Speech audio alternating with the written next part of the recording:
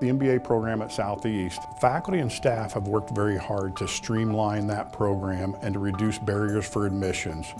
Things like not requiring the GMAT. They have reduced some of the prerequisite requirements, taking multiple degree programs or students that have any other degree into the program if they've been successful and shown they can be successful in college.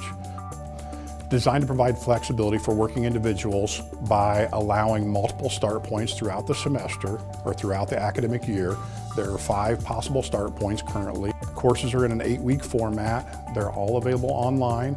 Students are benefited, both those students that have a business degree and are returning to gain more skills and more knowledge from a management standpoint.